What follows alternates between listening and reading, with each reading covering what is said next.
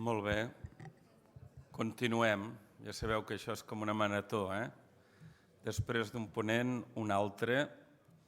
Abans comentàvem amb algú que potser el que calia era en lloc de tantes ponències i una pluralitat de temes i potser persones diferents hagués estat millor menys i donar pas al debat.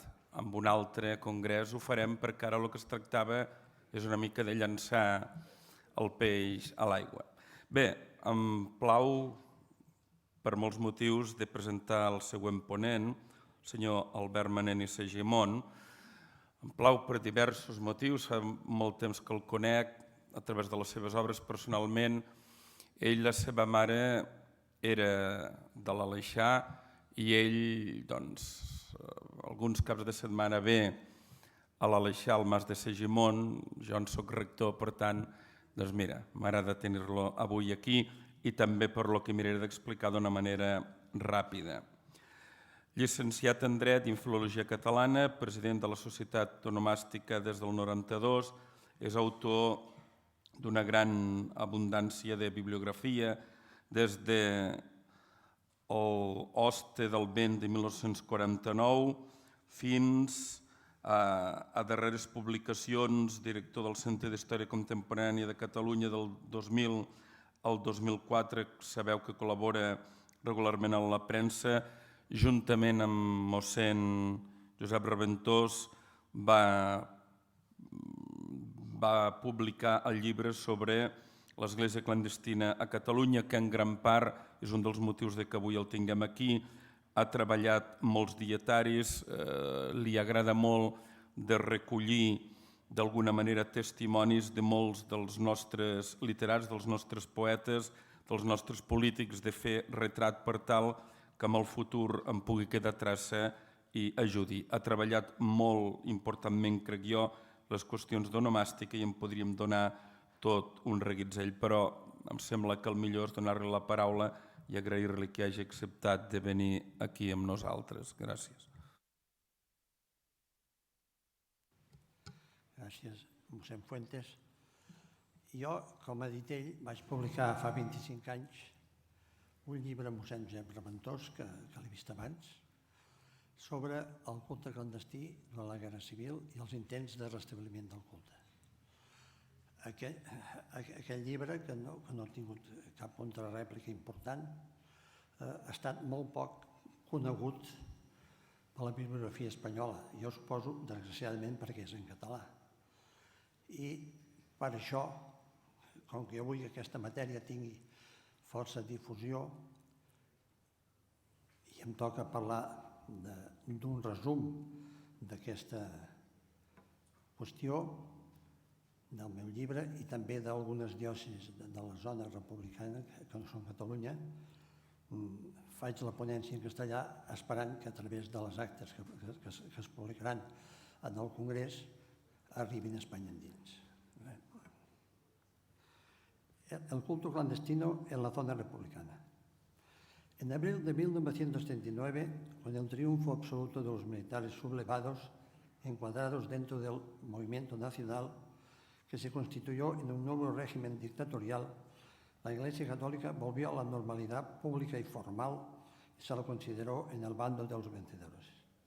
En pleno y triunfante nacionalcatolicismo no se vio ningún interés en agradecer la tarea apostólica de quienes, en una situación tan iconoclasta y sanguinaria, habían expuesto su vida para mantener la continuidad del cristianismo a través de la Iglesia Católica. El sacerdote Josep Sanabra, autor del Martirologio de la Diócesis de Barcelona, que por cierto en 1937 bautizó secretamente a una hermana mía en Viladrau, en unos artículos de los años 50 se lamentaba de cómo se ignoraban unas páginas gloriosas de la Iglesia en Cataluña, cuya memoria, por otra parte, según él, estaba en trance de perderse. Antonio Montero, futuro obispo de Badajoz, en su clásica obra Historia de la persecución religiosa en España 36-39, publicada en 1961, también se lamentaba de aquel olvido y escribía: no es frecuente que se nos hable de la organización eclesiástica de la zona roja así como tampoco de la administración de los sacramentos y de toda la labor pastoral. Creemos, sin embargo, que es este uno de los temas más enjundiosos del trienio bélico español y que a todos los efectos posee un valor de ejemplaridad parangonable y superior en ocasiones al derramamiento de sangre. Acaba la citación. Pero al cabo de más de 70 años, incluso la cruenta persecución religiosa parece entreverse a través de una lejana neblina. Hace muy pocos años que un periódico de Barcelona escribió, sin segundas intenciones, que en 1936 la iglesia de Belén, en la Rambla de Barcelona, había sufrido un incendio. El periodista ignoraba que había sido incendiada y quedó sin techo como las iglesias cremadas que el poeta Joan Maragall glosó en un artículo memorable a raíz de la Semana Trágica, de la que cada año se cumple el centenario. El culto clandestino solo tuvo extensión e importancia numérica en Cataluña, en Madrid y en menor cuantía en Valencia. En el País Vasco, en los primeros meses hubo asesinatos de sacerdotes por parte de anarquistas y comunistas, como ya ha dicho uno de los ponentes, y lo ha explicado perfectamente. Pero el Partido Nacionalista Vasco, al cabo de unos meses, restableció el orden. Las iglesias estaban abiertas y, como me confirmó en París en el año 1964 el canónigo Alberto de Unandia, asesor del presidente vasco José Antonio Aguirre, él y los demás sacerdotes iban en 1936 por las calles de Bilbao vestidos normalmente con sotana. En Cataluña, desde el año 1943 a 1997, realmente un periodo demasiado largo, se han publicado los martirologios detallados de las 8 diócesis que existían entonces. La cifra de víctimas, con numerosos detalles, se encuentran en dichos martirologios, los cuales también abundan en otras diócesis españolas. Y las principales órdenes religiosas a lo largo de los años han editado también sus propios martirologios. Resalto el caso curioso que ha subrayado el padre Ragué hace tiempo, de los jesuitas en el Levante Rojo, del año 40 y tantos, pero sin fecha, que va firmado con las iniciales EA, significa el autor, cuando en realidad la obra fue escrita por santa obediencia por el polígrafo de la orden Miquel Valldori. Persecución y culto clandestino en Cataluña. Antes de entrar de lleno en la organización de la Iglesia clandestina en Cataluña, debo referirme esquemáticamente a la persecución religiosa en el territorio catalán. Al día siguiente del alzamiento militar del 18 de julio del 36, desde las azoteas se podía ver el humo de unos templos incendiados. Y yo me acuerdo, era pequeño, pero realmente era impresionante. La Iglesia se convertía así en el principal chivo expiatorio del golpe de Estado militar. En unos 3 meses, más del 90% de las iglesias parroquiales, pero también conventos e incluso ermitas y oratorios privados, fueron incendiados o su interior destruido. Gracias a la protección de las escasas fuerzas públicas de que disponía la Generalitat de Cataluña, se salvaron las catedrales de Barcelona, Girona, Tortosa y Solsona, además de los monasterios de Montserrat, Poblet y Pedralbes. Y alguna otra iglesia que no fue desmantelada, como San Severo, situada delante de la puerta trasera del Palacio de la Generalitat. Además, pronto empezaron los asesinatos de sacerdotes religiosos y religiosas, generalmente sin otra acusación formal que su pertenencia a la Iglesia. Excepto unos pocos clérigos carlistas, en Cataluña el clero desconocía la inmediatez del golpe militar, por lo que les encontró desprevenidos y los cazaron como conejos. Fue fácil, a través de los llamados comités revolucionarios, o bien patrullas mayoritariamente del FAI y algunas del POM, practicar los después llamados juicios de cuneta o paseos, que consistían sencillamente en fusilarles sin juicio y dejarlos en la carretera o las tapias del cementerio. Unos sacerdotes, dándose cuenta de la hecatombe, se escondieron y pasaron terribles odiseas, yendo de un domicilio a otro hasta que pudieron salir al extranjero o se quedaron en un lugar seguro. Pero una parte, sabiendo que no habían transgredido ninguna norma ni habían atacado al régimen republicano, no se ocultaron y continuaron viviendo en su casa, a menudo durante semanas, aplicando así una ingenuidad naif y muy clerical. La bibliografía sobre la persecución es extensísima y conocida por los especialistas. Me limitaré, pues, a citar parte de un documento nada sospechoso de antirrepublicanismo.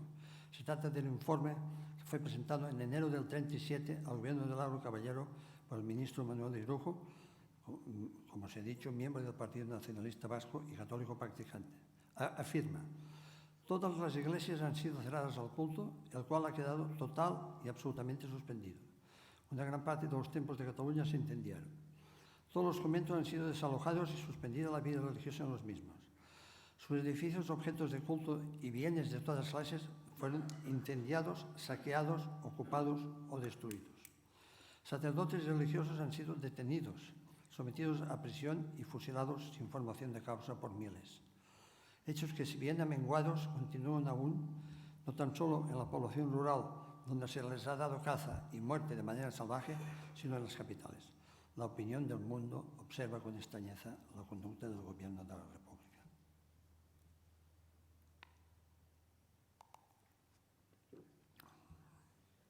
Los anarquistas, interesados en mantener una autoridad política que les sirviera de pantalla, negociaron con companys visibles las pistolas encima de la mesa un acuerdo y la creación del Comité de Milicias Antifascistas, en el que predominaban elementos de la FAI, la rama extremista de la CNT. Dicho comité oficializado fue también responsable de muchos crímenes. Cautiva y desbordada, la Generalitat de Cataluña, especialmente a través de los consejeros Ventura Gasol y Joan María España, pero siempre con la anuencia del presidente Companys, a menudo facilitando pasaportes en blanco, permitieron la huida en buques extranjeros de miles de personas, entre los que se encontraban muchos centenares de sacerdotes religiosos y religiosas. Según un informe que publicó el gobierno francés, sus buques recogieron a cerca de 7.000 fugitivos que huían de una muerte segura. Contando los que pasaban la frontera, puede decirse que la Generalitat evacuó a unas 20.000 personas. Entre las más destacadas, aparte de políticos de derecha, intelectuales o empresarios, intelectuales como Gaziel o Sagarra y empresarios, se encontraban los obispos de Tarragona, Cardenal Vidal y Barraquer, Girona, Tortosa, Vic y la Seu d'Urgell. No podían evitar los asesinatos de los obispos de Barcelona, sobre cuya suerte hay todavía muchas incógnitas. Lérida y el Auxiliar de Tarragona. La cifra total de víctimas, presbíteros y religiosos de ambos sexos en Cataluña se eleva a 2.441, subrayando que en Lérida y Tortosa fue inmolado más del 60% del clero, y que la cifra catalana representa casi el 25% de toda España. Dirigentes de Unión Democrática de Cataluña, Partido Democristiano y fieles a la República, fueron los primeros en actuar para crear una mínima organización y, por ejemplo, con los cupones salvados, poder repartir la comunión de manera totalmente secreta. Montero, al que he citado antes, fue el primero que en su libro valoró el culto clandestino catalán, aparte de artículos anteriores de Sanabria. La Iglesia catalana estaba descabezada. El obispo Urita, antes de esconderse, nombró a 3 vicarios generales, pero 2 de ellos murieron pronto y quedó el oratoriano Josep María Torrent, que no pudo actuar en realidad como tal hasta pasados 6 o 7 meses. Hace un cuarto de siglo publiqué un libro, al que me he referido, en el que doy noticia en extenso y con detalles pormenorizados de aquella odisea que significó mantener en circunstancias tan aciagas el culto clandestino. Curiosamente, el Vaticano condenaba la persecución, pero no rompía abiertamente con la República porque, al parecer, aparte de alguna otra causa, recelaba de las simpatías pro-nazis del régimen franquista. Pero la situación de los fieles era de terror y confusión. Seglares valientes empezaron a repartir la comunión y a organizar algunos actos de culto. Pero desde su refugio secreto, Irurita hizo saber que la comunión solo concernía a los clérigos.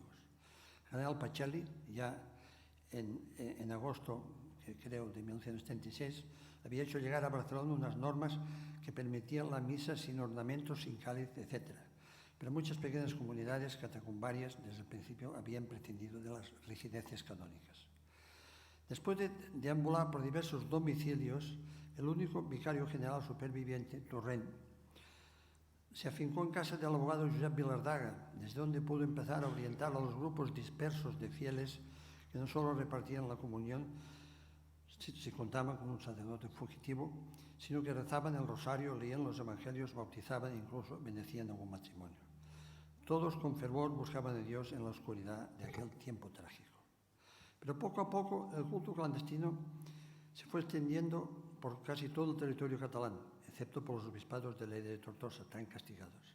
A pesar de ello, en ambas diócesis, sacerdotes y algunos hogares católicos practicaron el culto clandestino. También algunas zonas religiosas colaboraron con la red clandestina.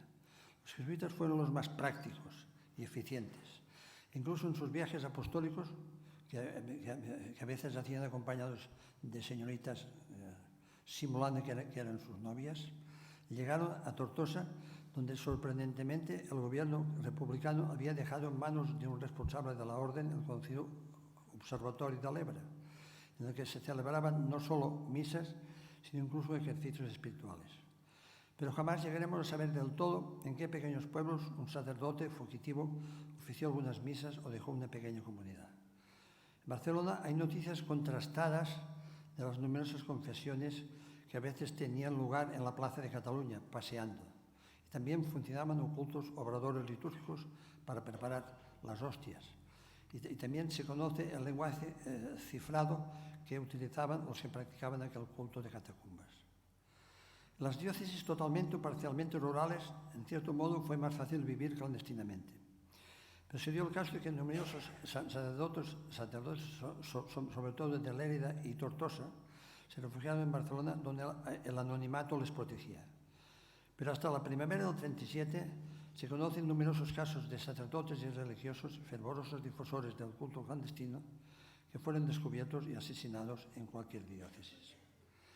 En Gerona, el vicario general se exilió y quedó como responsable el secretario de Cámara, quien tuteló el culto en poco más de una docena de parroquias, entre ellas las de la capital de la provincia y la de Olot.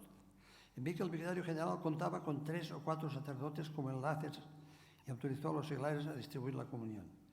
Colaboraron con él los franciscanos y Mosán Pere Viñas, conocido por Pere de la Pipa, que fue un caso singular. Correteando con un saco a cuestas, a manera de un vagabundo, decía la misa en 30 casas de campo, una cada día, y llegó además a organizar un culto rudimentario en ciudades como Igualada o Manresa.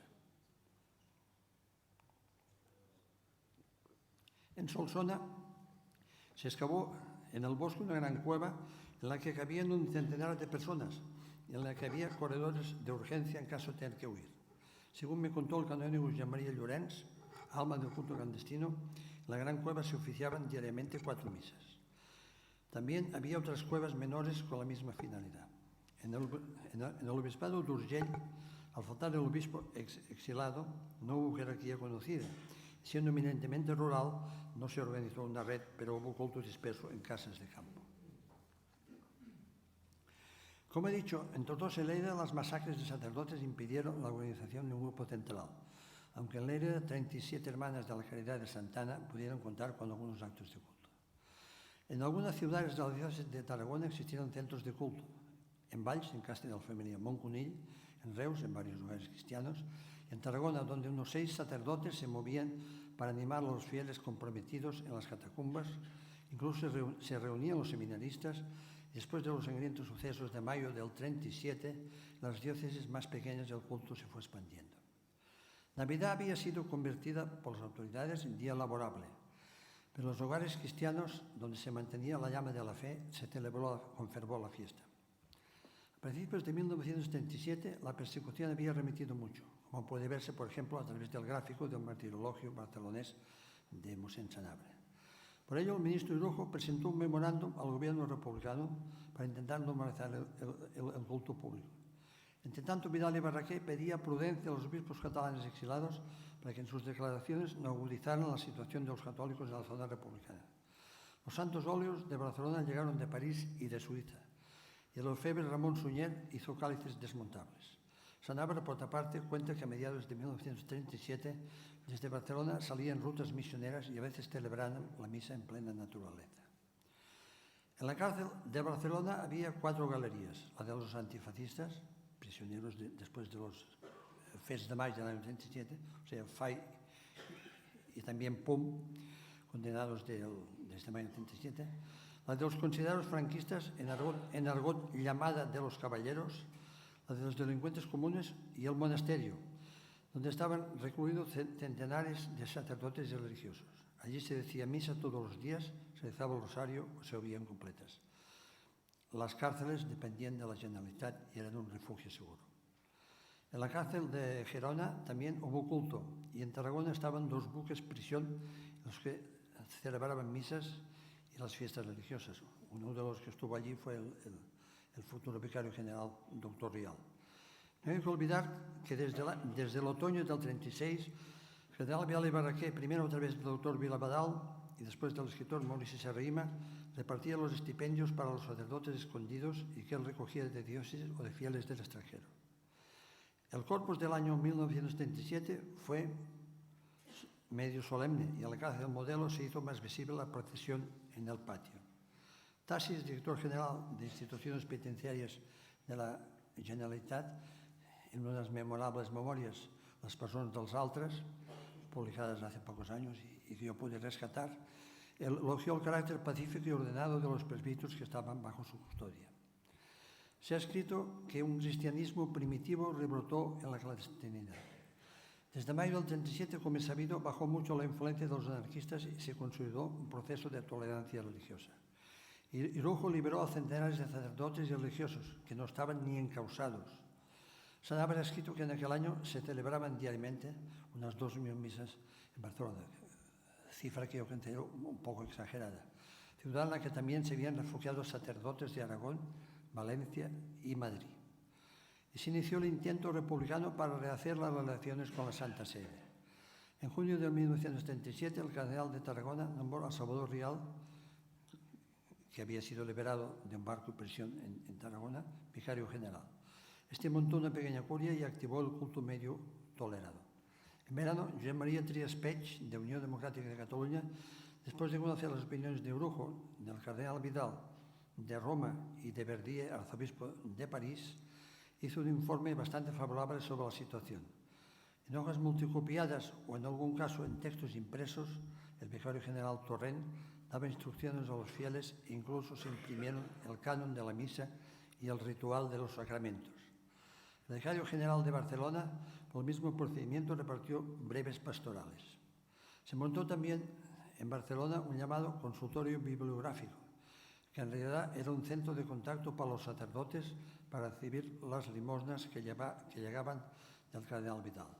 Torrent incluso se comunicaba a través de un conducto consular con el Vaticano.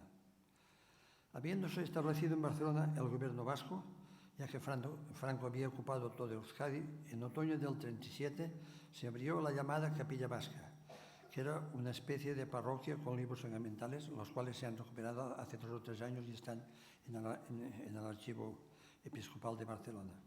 Se decía misa, se bautizaba o se impartían otros sacramentos. Algunos centenares de fieles catalanes y vascos, a pesar del riesgo, no dejaban de asistir a misa los domingos o diariamente.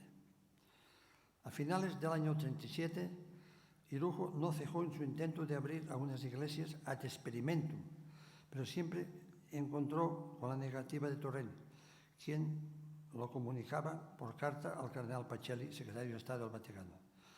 Torrent afirmaba que no existían todavía las condiciones objetivas para reanudar el culto. En realidad, Torrent era un religioso de San Falimner, un oratoriano que nunca había gobernado y no era la persona más idónea para gobernar. Por eso se explica su actitud y que además, porque había sufrido, tenía un terrible miedo. En diciembre de aquel 1977 se inició la operación Triángulo, misión confiada nuevamente a Trias Pech para conectar a Barcelona con Roma y con París.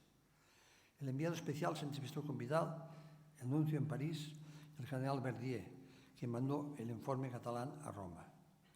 Entre tanto, Rial había nombrado administrador apostólico de Lleida y Vidal había sido invitado a visitar su diócesis por el gobierno de Negrín. El cardenal se ofreció como rehén para liberar a los últimos sacerdotes todavía presos. El proyecto no prosperó. En cuanto al restablecimiento del culto público, el Vaticano aplicaba la máxima wait and see, esperando cómo terminaría la guerra, o diciéndolo en latín, Roma non festinat, Roma no tiene prisa. El franquismo abominaba del cardenal Vidal al que consideraba beligerante, cuando estaba claro que solo buscaba la paz y evitar sufrimientos a su clero y a sus feligreses. Por ello, en julio del año 37 se había negado a firmar la famosa carta colectiva del episcopado español a favor del régimen franquista. Esta desafección le impidió volver a Tarragona y tuvo que morir en el exilio de Suiza en 1943. El clima antirreligioso todavía subsistía, especialmente en los periódicos anarquistas. Incluso la Generalitat en 1938 suprimió la denominación de 110 municipios cualquier referencia a los santos. Así, Sant Cugat del Vallès se convirtió en Pins del Vallès. El Ministerio de la Guerra hizo un decreto autorizando a los sacerdotes movilizados a acudir a filas, aunque serían destinados a servicios sanitarios. Vencido el anarquismo, tomaron el poder los comunistas, con Negrín como jefe de gobierno, el cual fue a menudo su compañero de viaje. Se reorganizó el Servicio de Información Militar, el temible SIM, que perseguía a los agentes franquistas en territorio republicano, la que se llamaba Quinta Columna. Por una denuncia sin fundamento, en marzo de 1938 fueron detenidos Torrent y Serrahima. Incomunicados casi un mes, fueron finalmente liberados sin cargos. En algunos casos, el socorro blanco, clandestino y a favor de los sublevados, se podía confundir con los actos del culto clandestino. Y así el SIM detuvo injustamente a decenas de personas, algunas de las cuales fueron mandados a los campos que se montaron en 1938. En aquel 1938, la Semana Santa se celebró en domicilios y cárceles con una cierta solemnidad tolerada.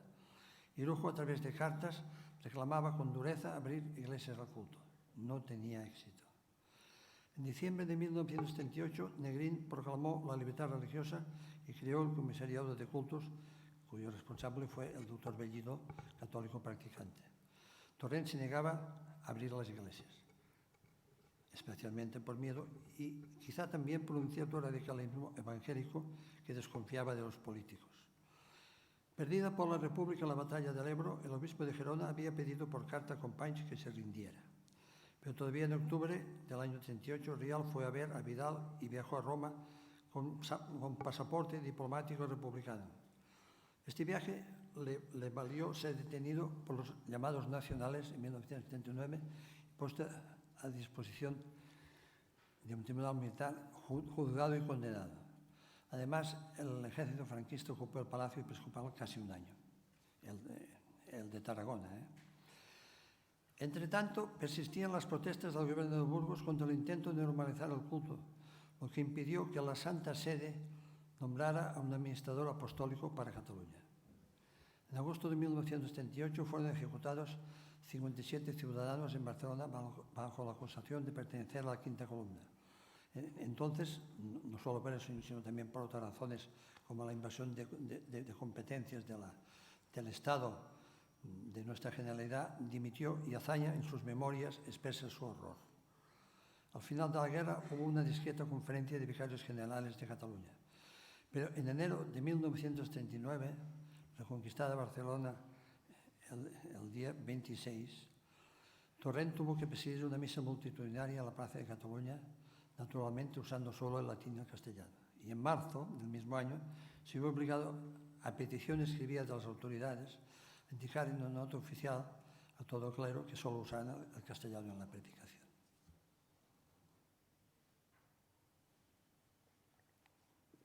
El culto clandestino en Madrid.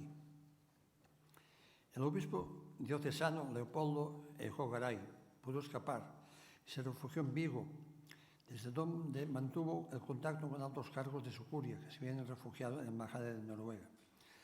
Fueron el rector del seminario, el del seminario de Alcalá y el provicario de Madrid.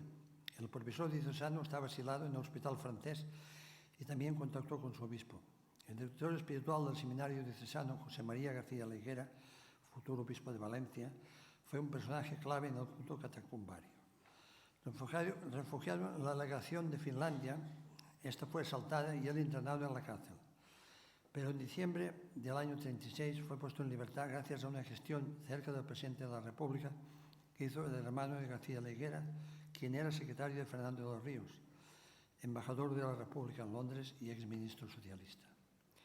Desde un piso de la calle Diego de León, propiedad de su hermano, la Higuera desarrolló con bastante impunidad una intensa labor pastoral. Citaba en su caso a los sacerdotes fugitivos y les daba dinero a través de lo que fue llamado socorro blanco sacerdotal. También en otoño de 1936, una comunidad de monjas reparadoras que vivían en la calle Hermosilla, bajo el pabellón de la Embajada de Cuba, organizaron lo que se llamó la Catedral de Hermosilla, con varias misas, ejercicios espirituales de 5 días, confesiones e incluso se enseñaba el catecismo con carácter fijo a niños y adultos. Allí, escribe Antonio Montero, se celebraron bodas, bautizos y cultos de toda índole. Un día, en plena misa, irrumpió la policía pistola en mano y detuvo a las 2 docenas de asistentes y a las religiosas. Mientras la superiora entretenía a los policías explicándoles que decir misa no era ninguna desafección, una de las monjas llamó a la Embajada de Cuba, llegó un diplomático y todos fueron puestos en libertad. En junio de 1937, el obispo Eijó Garay encargó a García de la Higuera que organizase el culto clandestino. Había más tolerancia y recibían comunicados a través de la Embajada francesa. Tuvo buenos colaboradores que se centraron en 3 puntos. Atención a los sacerdotes, atención a las religiosas, a las que llevaban los sacramentos donde había pisos que fueron centros de culto no esporádico, y atención a los seminaristas, ya que algunos sacerdotes estaban infiltrados en las oficinas del Socorro Rojo Internacional, donde se dieron clases para los aspirantes al sacerdocio. Varios párrocos que habían ingresado en la UGT o la CNT, por ejemplo, Mossèn Sanabria en Cataluña, se afilió a la UGT, hicieron una arriesgada labor apostólica, yendo por los domicilios y no solo daban la comunión, sino que bautizaban, confesaban y casaban. Uno de los párrocos llegó a repartir 500 comuniones mensuales. Unos buenos colaboradores de las catacumbas de Madrid fueron algunos agustinos. Uno de ellos cambió su nombre y así pudo obtener credencial de nacionalista vasco. Curiosamente, varias pensiones madrileñas fueron refugio de sacerdotes o religiosos, fugitivos, quienes, contando con la complicidad del dueño, montaron en ellas un lugar de recepción de clero y fieles hicieron actos de culto. Sufrían muchos sobresaltos y en dichas pensiones actuaban sobre todo salesianos y claretianos. En una pensión se sabe que en octubre del 36 fueron detenidos unos sacerdotes y asesinados. En una de las intromisiones de la policía en plena misa, el presbítero se puso a estudiar fingiendo que era maestro y las religiosas explicaron que cosían para la frente. Milagrosamente no se las llevaron.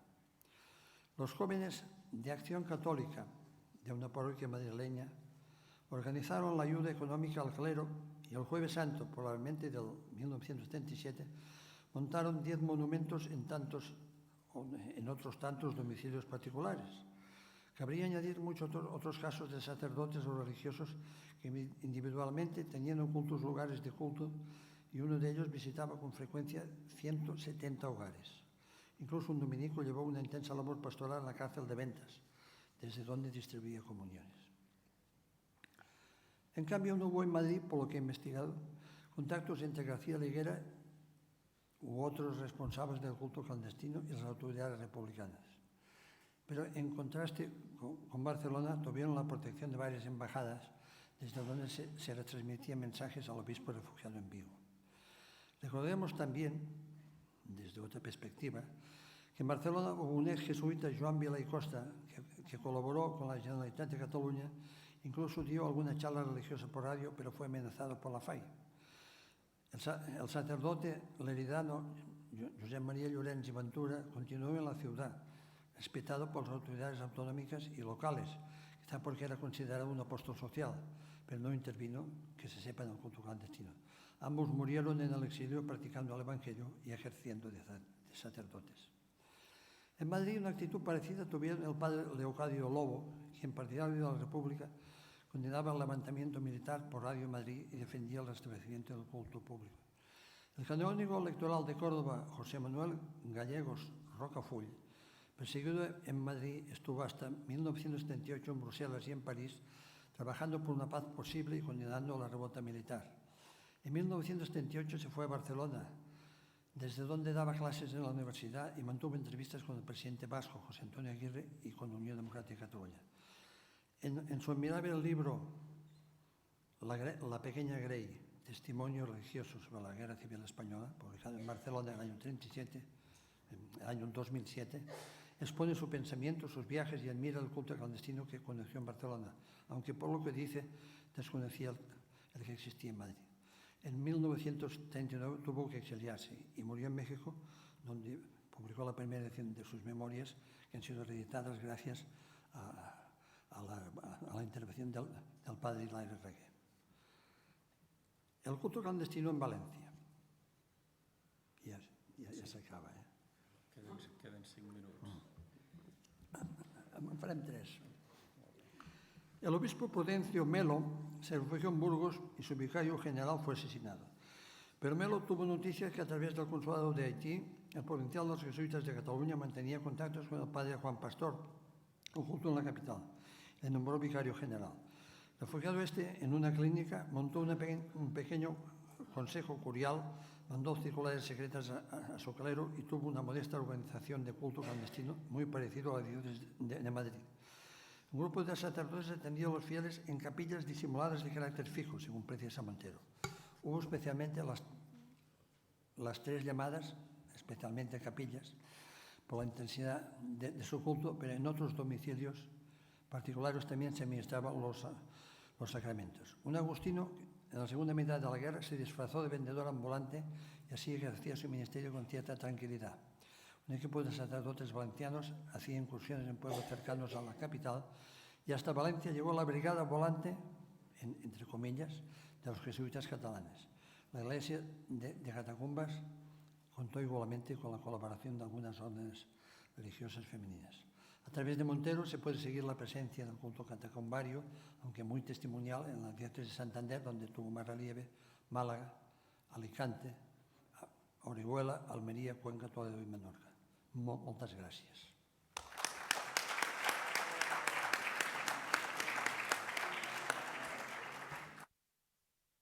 Si es vol fer alguna pregunta, doncs ara és el moment de fer-la.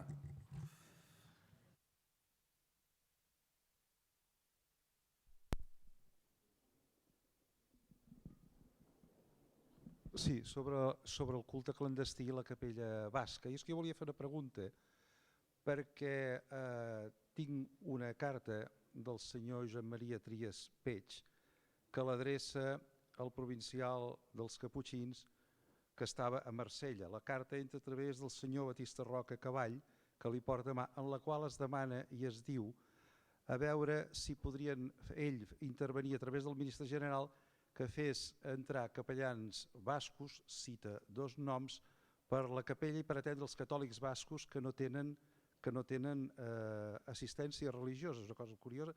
La carta és del 19 de febrer del 38. Llavors, el pare aquest, Josep de Besalú, abans de contestar, escriu al general i no se'n fiava gaire. I llavors jo pregunto si és que es havia enverinat d'alguna manera la situació o enrarit contra Unió Democràtica i contra el senyor Irujo, perquè en la carta confidencial que envia el pare Josep de Besalú al ministre general, després d'un elogi que fa del senyor Irujo, una de les coses que diu del senyor Peig i de Unió Democràtica Catalunya, doncs, és coses sorprenents com aquesta. Respecto a los dos individuos,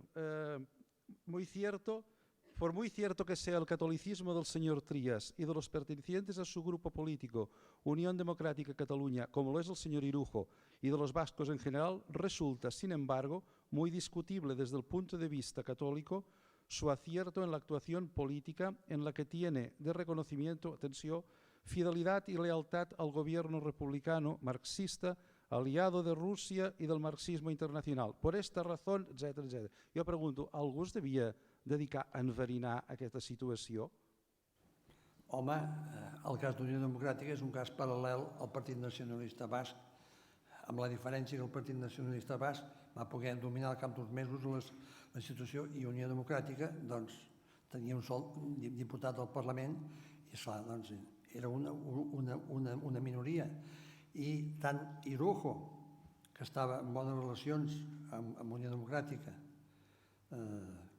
com aquest partit, tenien una actitud contraposada al del pare Torrent, que sempre deia no, no i no al culte públic, fins es va negar a revestir-se a l'enterrament que hi va haver, em sembla, el 37, públic, un enterrament catòlic, d'un capellà basc que es deia Ejigaray, un nom així,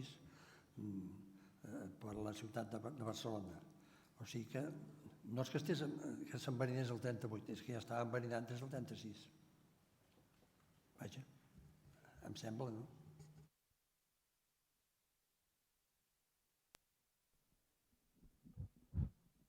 El vicari general de Barcelona jo crec que dinamite la comunicació en el Vaticà. Ell la dinamita en certa manera, però sobretot el Vaticà, que té pressions del govern franquista i no té cap interès en que hi hagi llibertat religiosa a la zona republicana a partir del 37-38, perquè crec que això pot traure una base propagandista fundamental a la zona sublevada. No? Jo crec que, és a dir, el que diu Irujo és precisament això, les seues memòries. No sé quina opinió hi té vostè.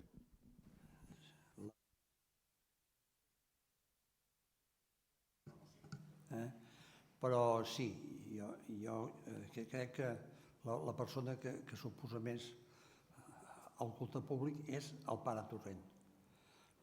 A Roma jo crec que hi devia haver aquesta actitud, amb perdó de la puta i la Ramoneta, que és tan típica de la política vaticana i de certs polítics que feia, bueno, i si guanyen els altres, què farem?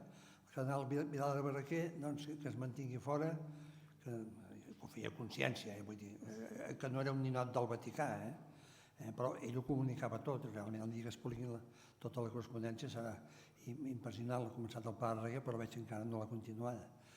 Però, esclar, penseu també que el pare Torrent era un capellà religiós de confessionari, de la cura d'ànimes. Per tant, que era un home sense experiència pastoral parroquial i encara menys sense experiència per governar. I per tant, doncs, no donava per més. Si hi hagués hagut el doctor Salvador Rial, les coses haurien canviat, suposo, no sé què diu el pare Reguer.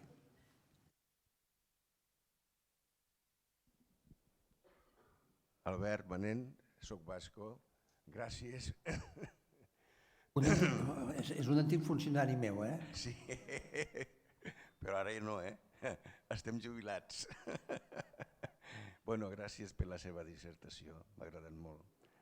I en segon lloc, voldria preguntar-li si vostè sap per què van condenar a Jaume Hilari, que va ser germà de les escoles cristianes, que van matar aquí a Tarragona i el van juzgar aquí al prop d'on estem nosaltres.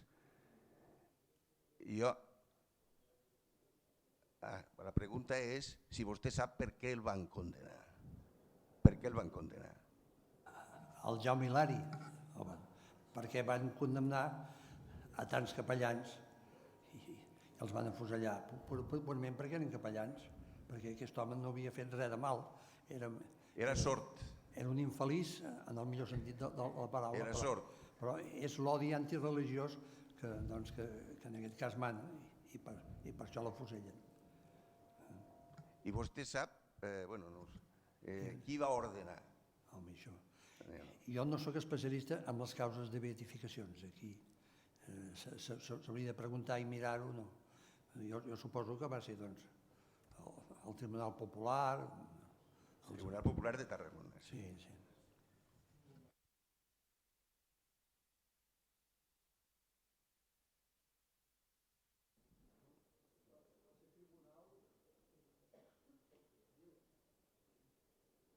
Bé, abans s'ha citat el ministre provincial dels Caputxins. hi ha una carta d'ell adreçada al pare Torrent, a la qual li pregunta que 3 seminaristes de Barcelona estan refugiats a Marsella, un d'ells era pare Serafí Alemany, el que després serà membre de l'oratori, a veure què havien de fer per poder-los ordenar de sotsdiaca i per tant començar fins a l'ordenació presbiteral. Aleshores el pare Torrent contesta d'una forma molt civilina: en estos momentos no puedo consultar a mi ordinario. Per tant, per mi continua en peu l'interrogant i forma part d'aquesta revisió sobre mort o no mort del bisbe Irurita, de si aquestes negatives de Torrent són de Torrent o les negatives són d'Irurita, que comunicat amb Torrent li feia fer aquest paper.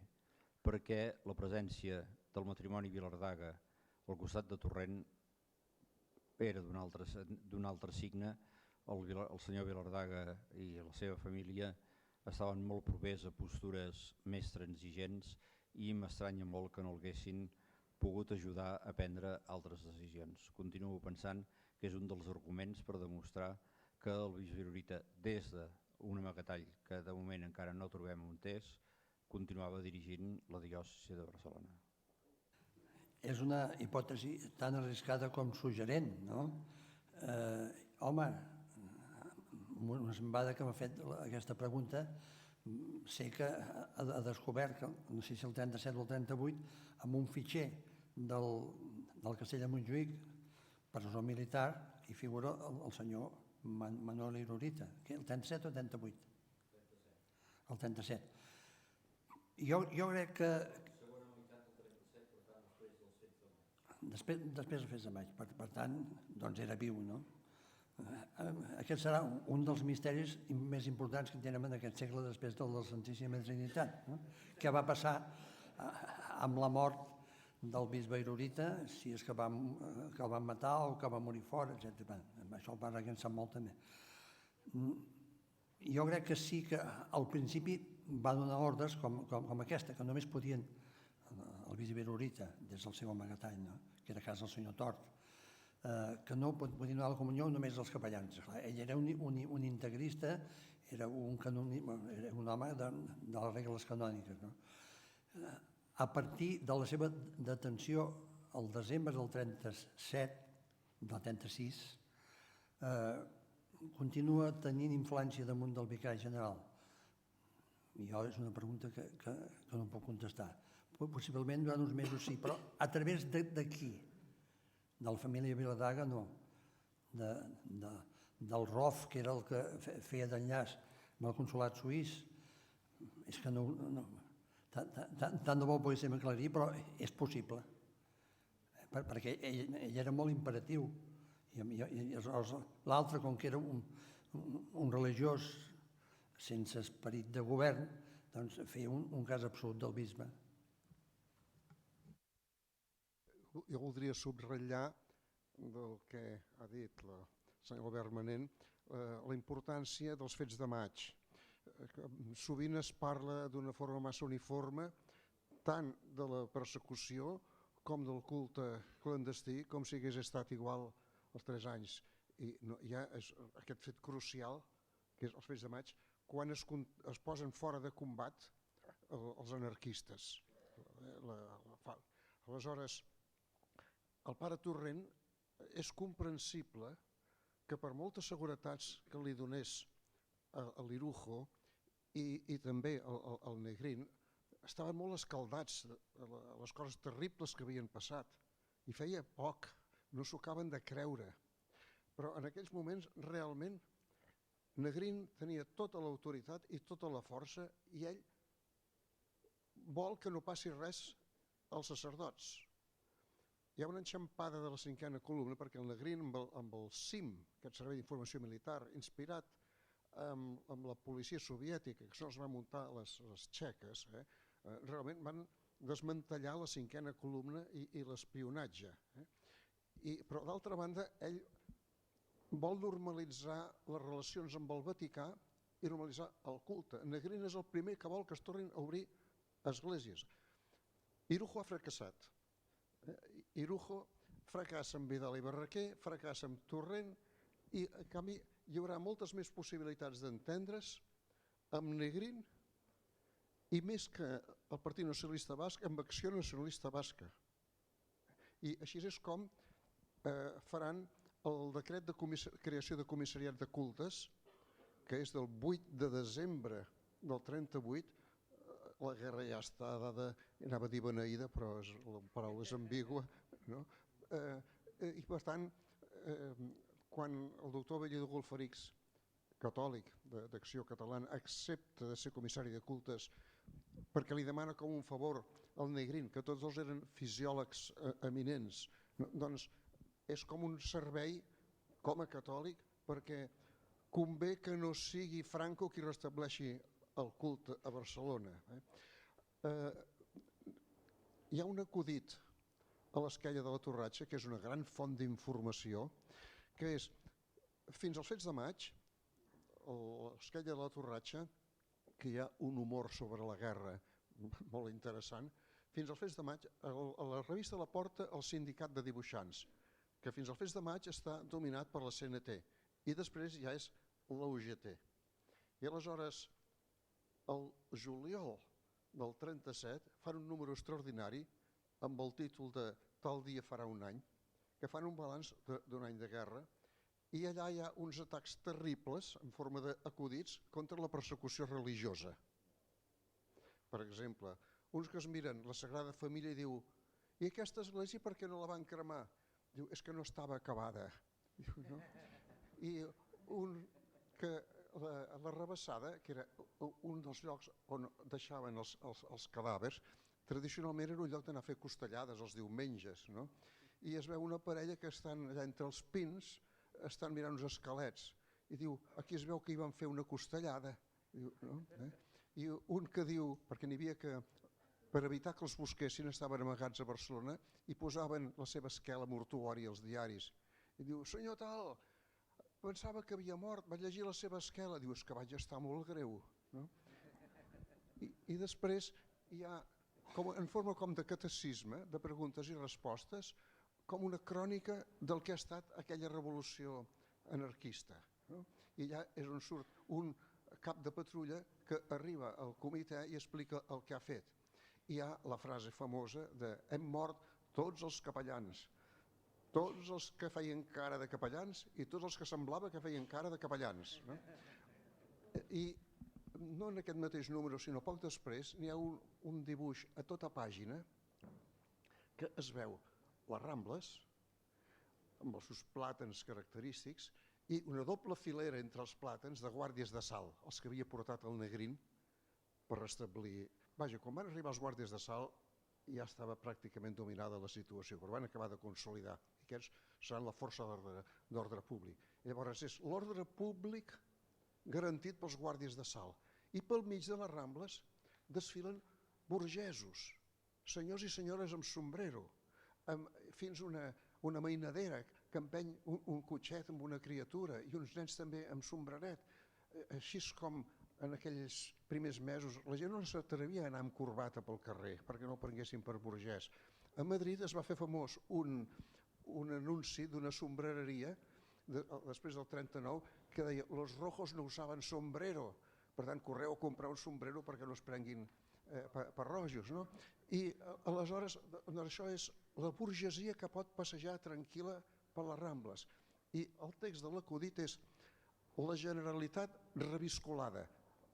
El Negrín va esclafar la Generalitat. Com deia Companys en una carta a Negrín, la va deixar reduïda a una diputació provincial i queixant-se que li han pres totes les atribucions. Però a sota aquell matrimoni que passeja tranquil·lament diu aquest és un passeig que ja es pot suportar, oi? Al·ludint als altres passeigs. O sigui que Negrín volia posar ordre i impedir tot atemptat, però no n'estaven segurs els capellans. I el pare Torrent arribarà per escrit 2 vegades almenys a dir el culto público está prohibido por mi autoridad. Molt bé, gràcies. Una última... Vol afegir alguna cosa? Doncs una última. Que estic molt d'acord amb el pare Reguer, això que ha dit que hi ha una inflexió abans i després del fets de maig, perquè els anarquistes queden pràcticament eliminats, i a més són tan rucs que no volen entrar en el govern de la Generalitat, perquè si no haurien tingut una certa influència. I també que entre Negrín i crec jo i el Lara Caballero hi ha una diferència. El desprestigi de la República és immens, per això dels assassinats. I aleshores el Negrín intenta, ja que han fracassat l'Irujo, a finals del 38, per algunes altres vies, per algun decret dels capellans que puguin anar al front, etc. I el doctor Bellido trobar una sortida, però ja era massa tard. Senyor Manent, bon dia. A veure, jo sempre m'he preguntat dues coses i no sé, em sembla que ho trobo molt estrany. Per exemple, la primera, per què resulta sempre tan incòmode parlar de la persecució religiosa? Bueno, ara es fa, no? Però en general és molt incòmode parlar de la persecució religiosa, inclús dins de la mateixa església. Aquesta és una pregunta. I la segona, per què de forma directa o indirecta sempre s'exculpa al govern de la Generalitat, carregant sempre les culpes al PUM, la FAI, etc., i no es parla del que podia fer la Generalitat i no va fer? Gràcies. Vostè és molt incisiva en les seves preguntes. En primer lloc, durant el franquisme, parlar de la persecució religiosa s'havia de fer amb sordina, perquè podia ser un element a favor del franquisme, no? Tot i que és una cosa que cal mirar amb independència. Ha estat després que han pogut sortir, és a dir, van sortir molts llibres de la persecució religiosa. Rojos en Tarragona i su província, per exemple, de l'any 42-43, doncs és un llibre que en parla molt, però esclar, sempre es mira des d'una sola òptica.